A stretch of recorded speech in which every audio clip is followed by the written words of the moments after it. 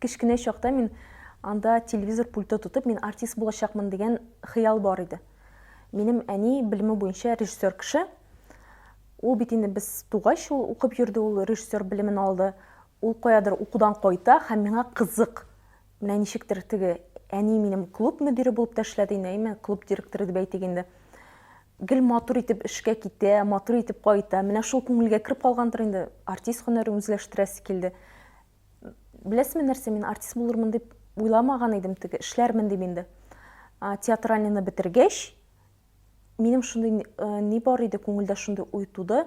Үкенеч булып калачак. Әгәр мин хәзер берәр театрда хотя бы инде бераз булса да 1-3-4 ел эшләмәсәм, бу минем иң зур үкенечем булып калачак, гомер буе мин моны искә төшерәчәкмен. Шуның өчен менә мин театрда эшләдем, минем күңелем булды. Ләкин хәзер дә менә сәхнәдә спектакль уйнасалар, мин елыйм. Чөнки минем урыным тамашачы залында түгел, ә сәхнәдә булырга тиеш. Күңел белән мин актриса. Мин үземне шулай итеп тоям, мин артист. Ләкин менә бу артист һөнәре үзләштерү һәм театрда эшләү миңа һәр профессия җиңел кирергә ярдәм итә. Мәсәлән, кайбер вакытта мин уялып калыр идем журналист буларак, зур кешеләрдән минем иң беренче интервью алган кешем ул Илдар Кыямов иде. Ул минем өчен бик зур кеше. Шуңа күрә мин аның каршысына төшкәч тә мин Илдар абыйга вакытта әйткән идем. Илдар абый, мин беренче тапкыр интервью алам, минем интервью алганым юк дип. Борчылма, барсы да яхшы булачак диде. Һәм ул шулай килеп чыкты. Ләкин менә шул артист булуым минем теге кеше күңеленә тиз юл табарга ярдәм итә дип әйтимме соң. Мәсәлән, мин кайтам сезгә. Сәхнә теле дәресләре укытам бит инде. Сәхнә теле дәресләре укытканда шулай ул артист булуым миңа ярдәм итә. Шуңа бөтен җиргә Гөлинә Шәйхи янына журналист, җырлар авторы, актриса Гөлинә Шәйхи диләр. Кеше шуңа күнеккән инде. Ләкин мин үземне күңел белән артист буларак тоям. Әгәр син артист буласың икән, ул бит артист кеше төрле рольгә җиңел керә. Шуның өчен миңа шулай җайлырак артист булуы. Шуңа күрә миңа әйтәләр икән, бүген син врач дип. Мин ул рольгә керергә тырышачакмын һәм миңа җайлы керәчәкмен, ышандырырлык итеп. Мин кайта алам театрга. Әгәр мин алсалар, мин кайта алам. Ләкин минем барып караганым юк. Минем ничектер ул теләк сүнгән дип әйтимме соң. Чөнки мин артист буларак үземне чикләячәкмен. Менә театр бит инде гастрольләр, хәзер әйтәм мин сезгә. Елыйсы килә башлады инде. Нигә кайтмавым? Мин театрдан киттем, чөнки минем сеңлемә биргән вакытым бар иде. Әгәр сез интервью укыган булсагыз беләсез, 2018 елда мин сеңлемне югалттым. Һәм мин аңа сүз биргән идем, Казанга күчәм дә, икәү бергә яшибез дип. Сеңлем китеп барды, мин ул ничек әйтәм соң, ул сүземдә тора алмадым. Җитешмәдем, китеп җитешмәдем сеңлем белән яшәп. Мин анда эшләдем. Сеңлем үлгәннән соң булса да, мин киттем театрдан, радиога эшкә кирдем. Инде театрга кирмәүнең тагын бер сәбәбе бар. Хәзер минем әтинең бит инде өлешә хәтере юк. Гастроль тормышы авыр тормыш. Гастрольдә бит инде каядыр китеп йөрисең. Мин куркам, әтине югалтырмын дип. Бирок кая чит илгә китсәм, чит илдә калырмын да кайтып җитешмәмен дип. Чөнки минем һәр дуга телисең бит инде, күңелдән дуга теләп йөрисең, иң зур теләгем әти-әниемне кадерләп яшәтеп, кадерләп үзем зата алсам иде дигән. Менә шул минем үкенеч булып калмасын өчен мин театрга кирмим. Гастроль тормышы ул авыр икәнен беләм. Шуңа күрә күңел әлегә тыныч. Беләсезме, ул ничек булды? Мин дус кызыма килгән идем, ул театрда эшләгән вакыт бит инде минем. Дус кызыма монда Казанга кунакка килгән идем, инде мин театрга кире кайтырга дип юлга чыккан идем. Миңа үземнең бер туганы апай шалтырата. Илсинә инде сеңлемнең исеме. Илсинәләр аварияга очраган, кайтты инде. Ә мин уйлаган идем, җиңел генә шундый авариядыр инде бәлки дип. Мондый дип күз алдыма да китермәдем. Мин бөтен белгән дус егетләргә шалтырата башладым. Кайда нинди информация бар? Чөнки мин туганнарга сорый алмыйм бу хакта. Бөтен туганнар җыелыша башлаган шул Арча больницасына. Мин бөтен дус егеткә шалтыраттым. Нинди информация бар? Миңа әйтегез, кем исән, кайда, ничек дип. Автобуста компрессорны ачып барайым инде мин. Кайдадыр, ниндидер Пионерскийда түгел. Арбузова остановкасына хәтерлим төшеп калганымны ул көнне. Һәм мин компрессорныга кадәр, беләсезме, компрессорны кайда? Компрессорныга кадәр йөгерә-йөгерә төштем һәм юл уртасына чыгып машина туктаттым.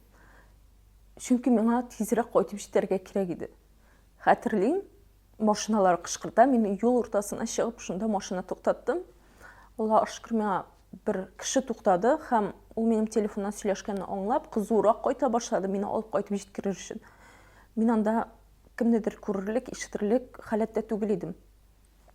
Һәм хәтерлим, сеңлемне үлгәч дигәч, анда бөтен больница тулы безнең туганнар ята иде инде, аварияда булганнары. Икенче сеңлем дә бар иде шул ук машинада.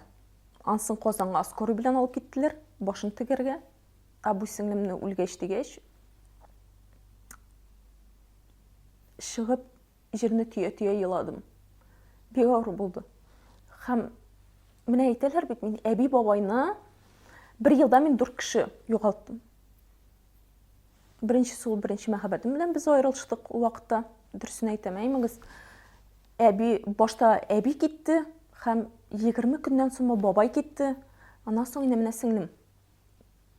Карт кешенең, менә урын өстендә яткан кешенең китүенә ничектер ияләшәсең, теге аңлыйсың. Аяк акыл белән син аны аңлыйсың. Теге булай тилмереп ятканчы, урын өстендә тилмереп ятканчы, бәлки Аллаһ Тәгалә янда булулары яхшырактыр дисең. 20 яшьлек кызның шундый матур килеше, әймәгез, шулай китеп баруы, кинәттән китеп баруы, бер ялгышлык аркасында, ул башка сыймый торган әйбер. Шуңа күрә мин моны аңлата да алмыйм. Моны кабул итәргә кирәк, ләкин мин моны кабул итмәдем әле һаман. Ул һәр вакытта әйтә иде, менә Гөлин апай, үскәч мин дә синең кебек булам. Минем дә синең кебек дус егетләрем күп булачак. Алар миңа гел ярдәм итеп торачаклар дип, гел шулай матур итеп синең кебек йөрәчәкмен дип. Хәтта теге бизәнмәгән вакытта да була бит шундый өйдә по-домашнему дип әйтим инде, әйме? Йөргән вакытта да әйтә иде ул. Бирек матур инде минем Гөлин апайыма дип. Менә ул күңелемә шундый матур булып кирип калган кояш кызы. Шундый ярата идем үзен. Күңелне иң сындырган әйбер дип әйткәндә, ул менә шул бер-бер артлы яраткан кешеләрне югалтудыр. Менә хәзер мин искә алам, минем ул көнгә кайтасым килми. Чөнки мин аны беләм, никадәр авыр икәнен. Ул бит инде миңа ул вакытта ничә яшь икәнне белмим, шул 21ләр булды микән инде миңа, әйме? 2017 ел иде, түгел хәтерлим, мин театральныйны бетергән вакытым. Ул вакытта минем башта бабай урын өстендә калды, аннан әби урын өстендә калды, аннан әби китеп барды, аннан бабай китеп барды. Һәм шул елларда ук мин беренче мәхәббәт белән аерылыштым, мин аны авыр кичердем барсында. Ул менә 1 елга 2 үлем, әби белән бабайның үлеме, мәсәлән, 20 көн айыры. Бу кеше күңеле өчен менә син гомер буе әби бабайың шулар янында яшисең дә, һәм алар 20 көн аралыкта әле берсеннән теге ойнып җитмисең бер кайгыдан. Икенчесе килә. Шуннан инде мин нормальләшеп кенә биткән идем әби бабайны югалтудан. Инде менә бу сеңлемнең үлеме ул миңа, меннән әле дә ойный алмыйм. Нәрсә миннән сорыйсыз? Әгәр минем күңелем сынмаган булса, мин сезгә еламыйча җавап биргән булыр идем бу турыда. Хәзер менә миңа авыр. Бу мине сындырган иң авыр кайгыларның берсе. Үлем кешене берничек тә көчлерәк итә алмый. Ул кешене күңеленнән сындыра. Безне бәлки тормышның бүтән нәрсәләре дип әйтим, бүтән сынаулары көчлерәк итәдер, ләкин якыннарның үлеме түгел. Якыннарның үлеме һәр вакыт кешенең, ул бит инде җанның бер өлеше, якын кешеләр. Ул менә ничек аңлатырга сезгә? Менә йөрәк бит инде, менә йөрәккә менә кулыңны тыгасың, менә булай тартып алган кебек кенә. Анда бер нәрсә эшләп тә булмый. Ул бәлки бүтән кешедә бүтән төрледер, ләкин бу мине сындырган момент, ул мине көчле итә алмый. Үлем юк, мин ышанмыйм үлемнең кешене көчле итүенә. Әни мине кеше иткән кеше. Һәм менә бүген мин Гөлинә Шәйхи буларак мине әзме күпме кеше белә икән, бу әнинең тырышлыгы. Чөнки мин кайсыдыр вакытта теге күңел төшкән вакытларда, әйме, була бит кайтып егыласың, әни ана егыласың бит инде теге бер нәрсә эшлисе килми, күңел төшкән, беркемне күрәсе килмәгәндә. Әни әйтә, ялкауланма.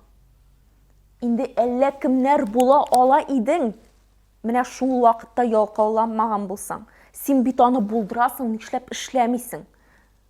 Әнинең менә шул сүзләре, ялкау булма, әллә кемнәр булган булыр идең дигән сүзне һәр вакыт мине теге аяктан торгыза.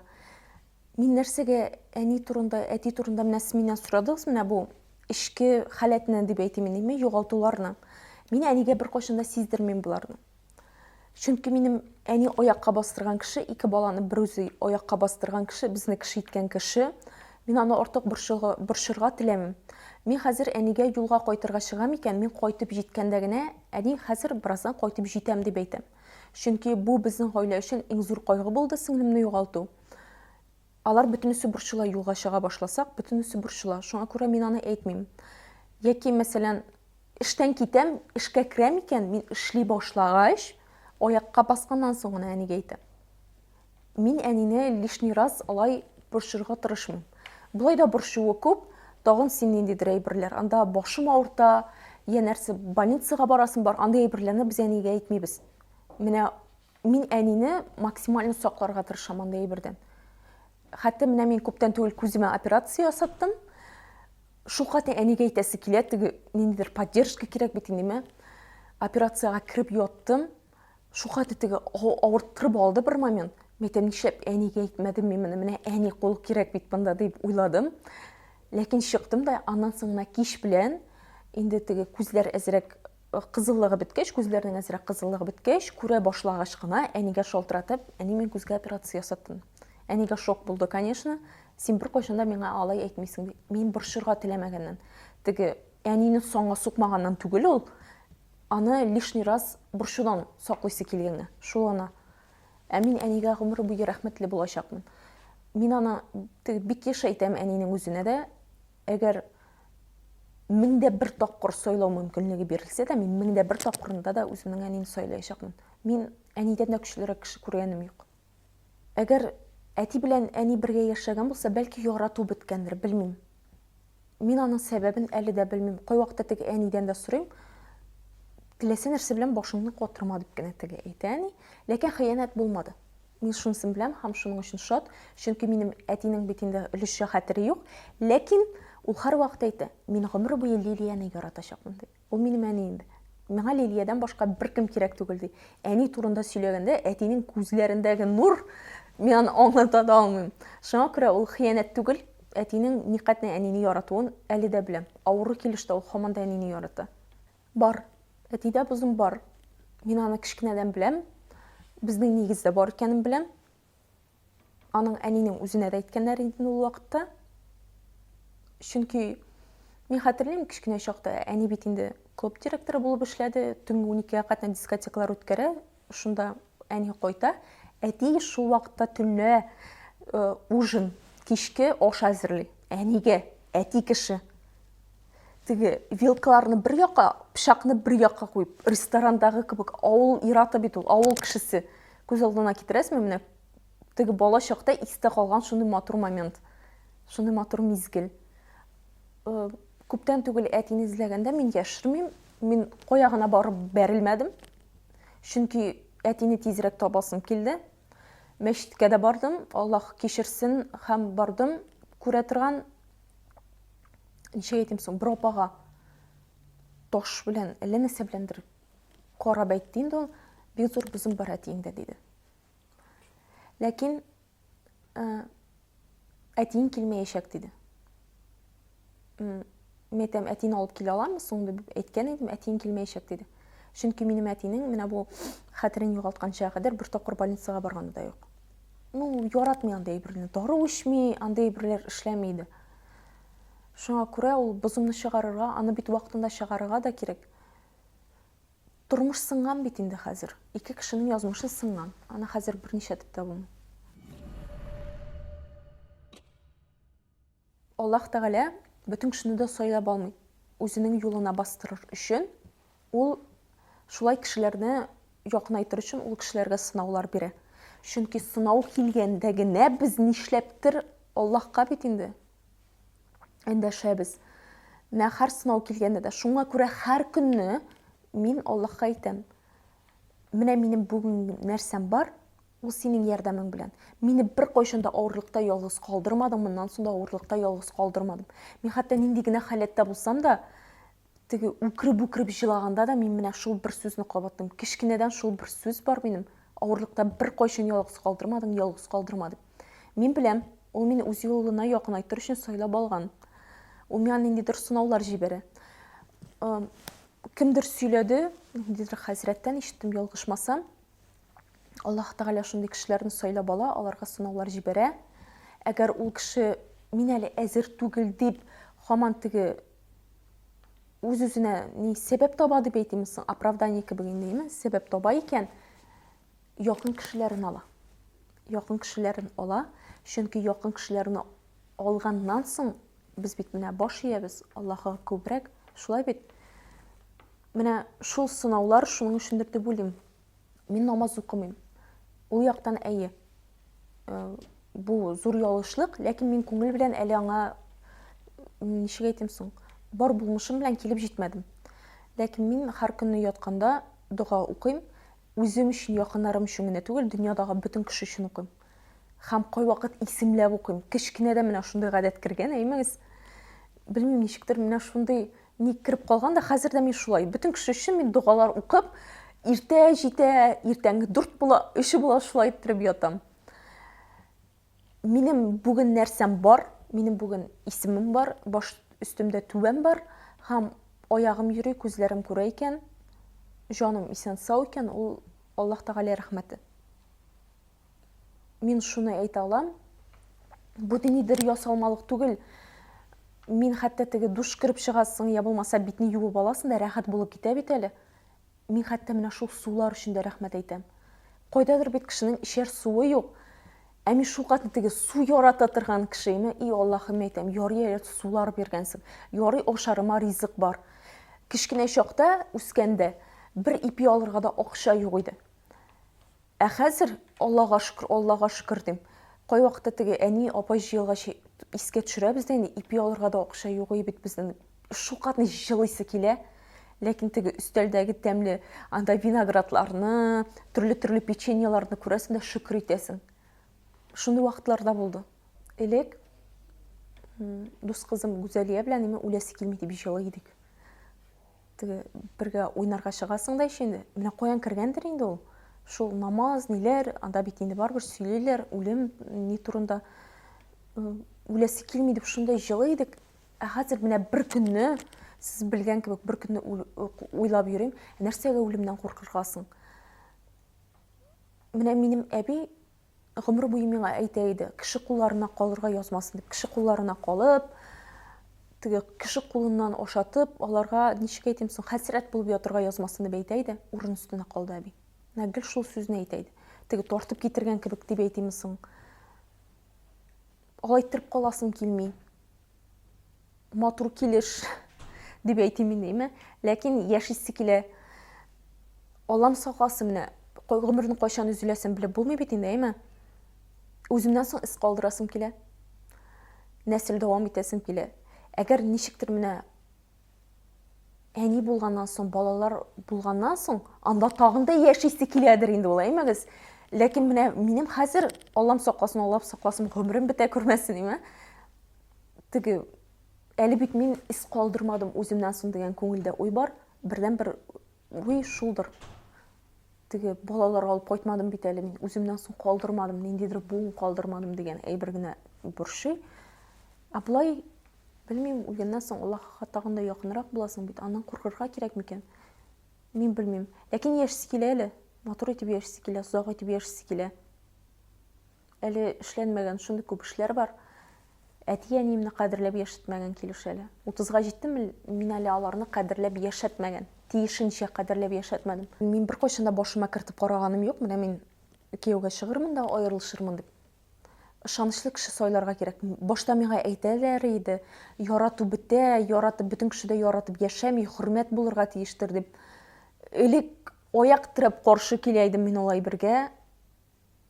Теге ничегене яратмыйча кешене яшәп була дип. Ул белмим, күңелдә ярату катыш хөрмәт булырга тиеш микән? Яратмыйча яшәү бик авыр әйбер. Ярату булырга тиеш күңел белән. Бүтән җаныңны биреп яратырга тиеш син кешене. Мин шундый ярату кичергәнем бар. Білесің, ол уақытта ғадатта бетінде айталар, біз бірге болсақ ярар деп кіші құшақлашып жылаймы. Әмені білән шондай ситуация болды. Аллахым бізні айыр деген. Бұл яратуны біз көтере алмайбыз, бізні айыр деп біз екеу жерге ятып жыладық. Білесің ме? Ол мына шондай әйбірде бар. Мен мәселен бірінші мәхаббат білән жүргенде аны яратам деп ойлағаным. Демеңіз? Кешіре көрсін. Кешіре көрсін бұл сөздерін еткенімі. Ол вақытта яратамдыр кебек, аның үшін түн йоқымны йоқламыйшы, күпме яшьлегемнең иң матур елларын әрәм иттем мен, әймәгез яратам дип. Ләкин аның белән аерылышканнан соң мин чын мәхәббәтне таптым дип уйладым. Уйлыйм, әле дә шулайдыр дип уйлыйм. Мин ул кешене яраттым, мин ул кешегә җырлар, шигырьләр багышладым, һәм ул кеше минем күңелемдә матур булып уелып калды. Нәнсе әйе ярату булгандыр. Но мин аны теге миндә бер генә яшь, минем ялгышырга хакым бар, әймәгез. Бәлки ул ярату булмагандыр. Ләкин мин аны яратам дип уйлыйм. Әгәр күзеңне йомгач ул кешене күз алдыңа китереп була икән, бәлки ярату булгандыр ул. Җинси мөнәсәбәткә керү, никахка кадәр, әймәгез. Мин нормаль карыйм. Һәр кеше үз тормышын яши, һәр кешенең үз башы бар. Ничек телиләр, шулай яшәсеннәр. Шул. Иң мөһиме бәхетле булсыннар. Яратып, яраткан кешеләре белән һәм аннан соң мәңгелеккә сайлаган кешеләре белән икән. Бер сүзем дә юк. Иң мөһиме яратсыннар гына. Мин кешене бик нык сайлый торган кеше, менә әйтәләр, аны теге мине белгән кешеләр әйтә, Гөлинә ул сайлап кына аралаша дип. Ул теге высокомерный ни булганнан кемгәдер биектән карау түгел ул, әйме? Кешегә ышана алмаудан, ачыла алмаудан әлегә. Шул гына. Мәсәлән, минем ике дустым бар, көн саен аралаша торган, ул Зәринә һәм Гүзәлия. Рәзинә бар, өчәү икән инде, элекеге театрда эшләгән коллегам да инде ул минем. Менә аларга ышанам. Алар белән теге бергә группа төзисең дә, бүтән проблемаларны теге шунда сөйләшәсең, кемнән инде проблема бар, кемнең инде шатлыгы бар, бер-беребезне шунда котлашабыз. Абылай мин бик авырдан кешене күңелемә кертем. Минем йөземә чыга, әгәр кеше миңа ошамый икән, ул минем йөземә чыга. Шул, белмим, ул теге мине бик күп кеше высокомерный дип уйлый, анлыктан түгел, ул теге кешегә ышана алмаудан, ачыла алмаудан. Бүтән кешене дә якын итеп битереп булмый. Һәр кеше һәр кемнең үзенең дусты булырга тиеш. Ләкин һәр вакыт үзеңә генә ышанырга кирәк. Бөтенесен барбер кешегә сөйләп битереп булмый. Илсиягә мин бик зур рәхмәт әйтәсем килә. Хәтта менә бу интервьюда да мин Илсиягә үзенә дә гел әйтәм, бик зур рәхмәтле мин аңа. Бик авыр вакытларда кайчандыр мин Илсиянең җырларын тыңлап, аякка баскан кеше. Бар кешене җыеп торып бас, һәм меңләгән кеше шулайдыр дип уйлыйм. Чынлап әйтәм, бу ниндидер теге ялга айлану да түгел. Ничек бар шулай булды. Менә шул җырны тыңлыйм, акыра-акыра җырлыйм, һәм шуны җылый идем шуннан соң. Мин аны үзенә дә мең тапкыр әйткәнем бар, менә шундый ситуация булган иде. Һәм бик авыр чаклар булды. Иң беренче миңа ярдәмгә килгән кеше ул Илсия иде. Дуслар, сиңа нәрсә өчен кирәк диде. Һәм әти югалганнан соң да, һәрбер миңа авыр булган ситуациядә иң беренче миңа язган кеше ул Илсия. Борчылма, әгәр егыласың икән, мин артыңда диде. Борчылма, егылырмын дип курыкма диде. Ярядым ди. Һәр вакыт менә шул кешенең шулай дип әйткән сүзе генә дә минем өчен бик зур поддержка дип әйтәм. Ул теге шул кадәр көч бирә. Менә мин беләм, хәзер мин кайдадыр абынам, ялгышам икән, я булмаса миңа ниндидер ярдәм кирәк була икән, мин Илсиягә шалтыратып, минем шундый проблема бер киңәш бир дип әйтә алам. Ул шундый кеше. Заманы шундый аның. Или кешеләре шундый микән? Хәтта теге әйткән бит әле, Рауил Абый Файзуллин, җаныңның ваклыгын заманга сылтама дип. Кай вакытта кешеләрдән кеше табып булмый. Менә син көтәсең ярдәмне бер кешедән, ул кеше түгел, сиңа чит кеше ярдәм итә. Шуңа күрә булыша алган кадәр булышып, кешегә ярдәм итеп яшисем килә. Шуңа күрә ниндидер кем булсам да, миңа ансы мөһим түгел, минем кеше буларак из калдырасым килә. Бу минем теге чын күңелдән чыккан ниятем. Ничектер кемгәдер ярдәм итәсем килә, мохтаҗларга ярдәм итәсем килә. Минем үземнең дә күп шигырьләрем мәхәббәт турында, тормыш турында да бар, Аллаһ Тәгалә турында да бар, төрлесе бар. Менә кеше нәрсә аша үтә, шуның турында язадыр дип уйлыйм. Мин белмим, аның өчен төрле темага языр өчен бик күп китаплар укырга кирәк. Сүз байлыгын көчәйтергә кирәк.